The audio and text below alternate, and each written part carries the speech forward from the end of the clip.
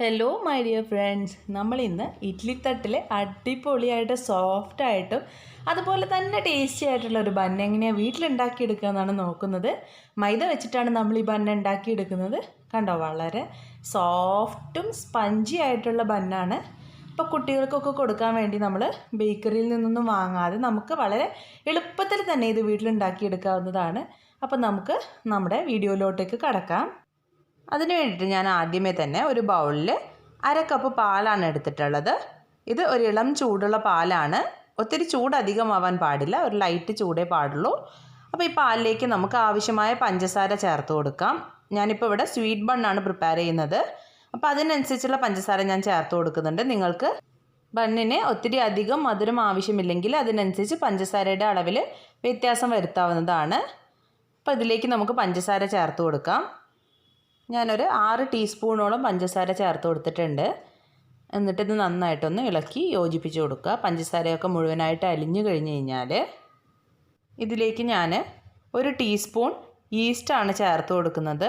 ഞാനിവിടെ ഇൻസ്റ്റൻറ്റ് ഈസ്റ്റാണ് ചേർത്ത് കൊടുത്തിട്ടുള്ളത്. നിങ്ങൾക്ക് സാധാരണയുള്ള ഈസ്റ്റ് ആയാലും ചേർത്ത് കൊടുക്കാവുന്നതാണ്. ഈസ്റ്റ് ചേർത്തിട്ട് നന്നായിട്ട് ഇതൊന്ന് ഇളക്കി യോജിപ്പിക്കാം. നമ്മൾ ഈസ്റ്റ് ചേർത്തിട്ട് നമുക്ക് ഫെർമെൻ്റായി കിട്ടാൻ വേണ്ടിയിട്ട് ഇളം ചൂടുള്ള പാൽ നിർബന്ധമാണ്. അതുകൊണ്ടാണ് ഞാൻ ചൂടുള്ള പാൽ എടുക്കാനായിട്ട് പറഞ്ഞിട്ടുള്ളത്. അപ്പോൾ നമുക്കിതൊരു 10 മുതൽ 15 മിനിറ്റ് വരെ മാറ്റി വയ്ക്കാം. ആ ഒരു ടൈമിൽ മാവ് കുഴച്ചെടുക്കാൻ ആവശ്യമായ ഒരു പാത്രത്തിൽ നമുക്ക് മൈദ അളന്ന് ചേർത്ത് കൊടുക്കാം. ഞാനിപ്പോൾ ഇവിടെ മൈദയുടെ ബണ്ണാണ് ഉണ്ടാക്കിയെടുക്കുന്നത്. നമുക്കിത് വേണമെങ്കിൽ വീറ്റ് വെച്ചിട്ട് ചെയ്തെടുക്കാവുന്നതാണ്. അപ്പോൾ ഞാനിപ്പോൾ 1.5 കപ്പ് മൈദയാണ് ഇതിനായിട്ട് ഉപയോഗിക്കുന്നത്.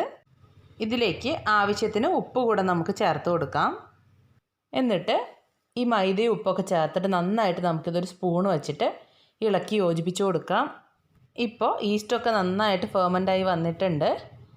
അപ്പോൾ ഇത് നമുക്ക് നമ്മുടെ മൈദയിലേക്ക് അല്പാൽപമായിട്ട് ചേർത്ത് കൊടുത്തിട്ട് നന്നായിട്ട് കുഴച്ചെടുക്കാം. നമ്മൾ പാൽ ഒത്തിരി അധികം ചേർത്ത് കൊടുക്കാതെ വളരെ ശ്രദ്ധിച്ച് വേണം കുഴച്ചെടുക്കുവാനായിട്ട്. നമ്മൾ ഒത്തിരി അധികം ലൂസായി പോകാൻ പാടില്ല മാവ്. എന്നാൽ നമ്മുടെ ചപ്പാത്തിയുടേത് പോലുള്ള ടൈറ്റായിട്ടുള്ള പരുവമല്ല നമുക്ക് ആവശ്യമുള്ളത്. നമുക്ക് ഈ മൈദപ്പൊടിയിൽ ടേസ്റ്റിന് വേണമെങ്കിൽ അല്പം പാൽപ്പൊടി കൂടെ ചേർത്ത് കൊടുക്കാവുന്നതാണ്. ഒരു 2-3 ടേബിൾ സ്പൂൺ പാൽപ്പൊടി കൂടെ നമുക്കിതിലേക്ക് ചേർത്ത് കൊടുക്കാം. ഞാനിപ്പോൾ പാൽ വെച്ചിട്ട് ചെയ്തെടുക്കുന്നത് കൊണ്ടാണ് ഞാൻ പാൽപ്പൊടി വീണ്ടും ഉപയോഗിക്കാത്തത്. നമുക്ക് പാൽ വെച്ചിട്ടാണ് നമ്മൾ ഈ ബൺ ഉണ്ടാക്കിയെടുക്കുന്നത്. പാൽപ്പൊടി വെച്ചിട്ടാണ് നമ്മൾ ചെയ്യുന്നതെങ്കിൽ പാലിന് പകരം നമുക്കത് ചൂടുവെള്ളത്തിൽ ഈസ്റ്റ് കലക്കിയിട്ട് ചെയ്തെടുക്കാവുന്നതാണ്. കണ്ടോ, നമുക്ക് ഈ ഒരു പരുവത്തിലാണ് നമ്മുടെ മാവ് കുഴഞ്ഞ് കിട്ടേണ്ടത്. എനിക്ക് 1/2 കപ്പ് പാൽ മുഴുവനായിട്ട് ആവശ്യമായി വന്നിട്ടില്ല.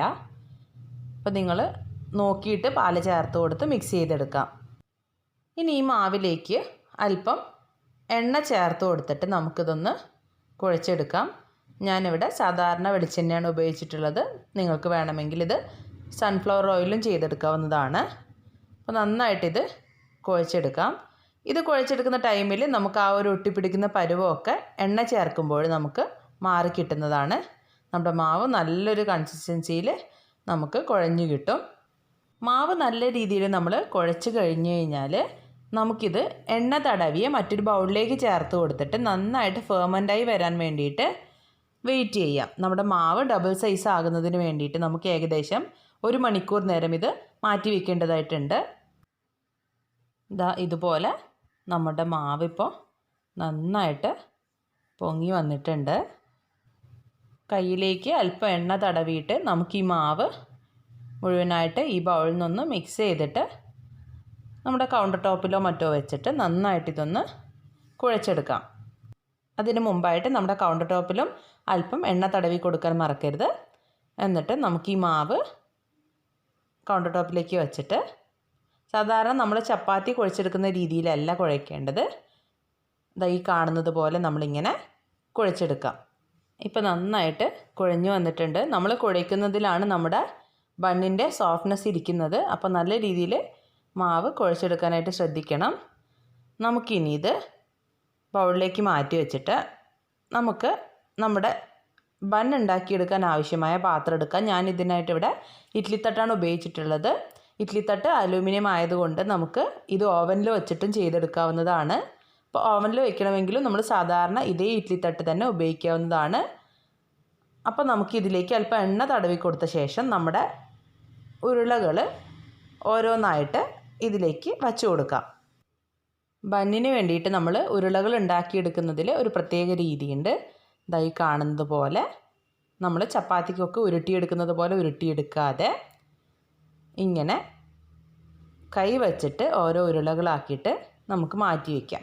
നമ്മുടെ ഈ 1.5 കപ്പ് മാവിനെ നമ്മൾ കറക്റ്റായിട്ട് ഈ ഇഡ്ഡലി തട്ടിനെ 6 ഉരുളകളാക്കിയിട്ട് മാറ്റിയെടുക്കാനായിട്ട് സാധിക്കും. അപ്പോൾ അതിനനുസരിച്ചിട്ട് നമുക്കിത് 6 ഉരുളകളാക്കി മാറ്റി വയ്ക്കാം. ഇനി നമ്മൾ മാറ്റി വെച്ചിരിക്കുന്ന ഒരു ഉരുള എടുത്തിട്ട് കയ്യിൽ അല്പം എണ്ണ തടവാൻ മറക്കരുത്. ഇതാ ഈ കാണുന്നത് പോലെ നമ്മുടെ കൈ വച്ചിട്ട് ഇങ്ങനെ മെല്ലെ പ്രസ് ചെയ്ത് കൊടുത്തിട്ട് ഇതുപോലെ ഉരുട്ടിയെടുക്കണം. അതായത് നമ്മൾ ചപ്പാത്തിക്കൊക്കെ ഉരുട്ടിയെടുക്കുന്നത് പോലെ ഉരുട്ടാതെ അടിയിലേക്ക് മെല്ലെ പ്രസ് ചെയ്ത് കൊടുത്തിട്ട് നമ്മുടെ ബന്നിൻ്റെ മുകളിൽ വരുന്ന ഭാഗം നമ്മുടെ കൈ തട്ടാത്ത രീതിയിൽ നമ്മളിത് ഉരുട്ടിയെടുക്കണം. ഇതൊരു പ്രത്യേകതരം രീതിയാണ്. അപ്പോഴാണ് നമുക്ക് ബന്ന് മേലെ നല്ല ഷേപ്പായിട്ട് കിട്ടുകയുള്ളൂ. അപ്പോൾ നമുക്ക് 6 എണ്ണവും ഇതുപോലെ ചെയ്തെടുക്കാം. ഇതാ നമ്മുടെ മാവ് നമ്മൾ മുഴുവനായിട്ട് ഇഡ്ഡലി തട്ടിലേക്ക് ബന്നിൻ്റെ ഷേപ്പിലേക്ക് ആക്കി കൊടുത്തിട്ടുണ്ട്. ഇനി നമുക്ക് ഇതൊന്നുകൂടെ പൊങ്ങി വരുവാനായിട്ട് വെയിറ്റ് ചെയ്യാം. അതിനു മുമ്പായിട്ട് ഇതിൻ്റെ മുകളിലേക്ക് മാവ് ഡ്രൈ ആയി പോവാതിരിക്കാനായിട്ട് അല്പം എണ്ണ തടവി കൊടുക്കാം. ഏകദേശം 1 മണിക്കൂർ നേരം നമുക്കിത് വീണ്ടും മാറ്റി വയ്ക്കാവുന്നതാണ്. കണ്ടോ, നമ്മുടെ മാവ് ഇപ്പം നന്നായിട്ട് പൊന്തി വന്നിട്ടുണ്ട്. നമുക്കിനി ഇത് ബേക്ക് ചെയ്തെടുക്കാം. ഞാനിപ്പോൾ ഇത് അടുപ്പിലാണ് ചെയ്തെടുക്കുന്നത്. സാധാരണ ഗ്യാസ് അടുപ്പിൽ നമ്മൾ കേക്കൊക്കെ ബേക്ക് ചെയ്യുന്ന അതേ രീതിയിൽ ഒരു ചുവട് കട്ടിയുള്ള വലിയ പാത്രം വച്ചിട്ട് അതിലേക്ക് നമുക്കൊരു റിങ് വച്ചു കൊടുക്കാം. നമ്മൾ ബണ്ണ് ബേക്ക് ചെയ്യുന്നതിന് മുമ്പായിട്ട് നമ്മുടെ പാത്രം നന്നായിട്ട് പ്രീഹീറ്റ് ചെയ്യാനായിട്ട് ശ്രദ്ധിക്കണം. ഒരു മീഡിയം ഫ്ലെയിമിൽ ഒരു 10 മിനിറ്റ് നേരം നമുക്ക് ഈ പാത്രം ഒന്ന് ചൂടാക്കി എടുക്കണം.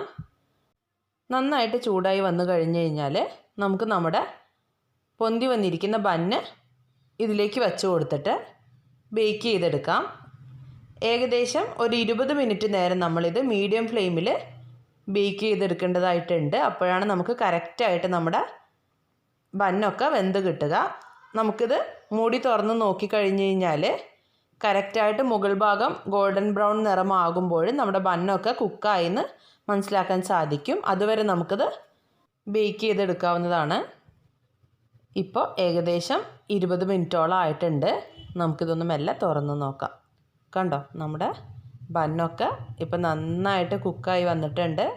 മുകളിലൊക്കെ നല്ല രീതിയിൽ ബ്രൗൺ കളറായി വന്നിട്ടുണ്ട്. സാധാരണ നമ്മൾ കടയിൽ കിട്ടുന്ന അതേ രീതിയിൽ ബണ്ണ് പൊന്തിയൊക്കെ വന്നിട്ടുണ്ട്.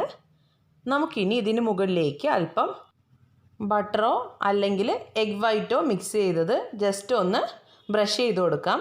ഞാനിപ്പോൾ ഇവിടെ സാധാരണ ഓയിലാണ് ബ്രഷ് ചെയ്തിട്ടുള്ളത്. നമുക്ക് എന്നിട്ട് ഈ പാത്രം മെല്ലെ പുറത്തേക്ക് എടുത്തിട്ട് തണുക്കുവാനായിട്ട് മാറ്റി വയ്ക്കാം. അല്പം ഒന്ന് തണുത്ത ശേഷം വേണം നമ്മളിതിൽ നിന്ന് ബണ്ണുകൾ മെല്ലെ മാറ്റിയെടുക്കുവാനായിട്ട്. ബണ്ണൊക്കെ അത്യാവശ്യം തണുത്ത് വന്നിട്ടുണ്ട്.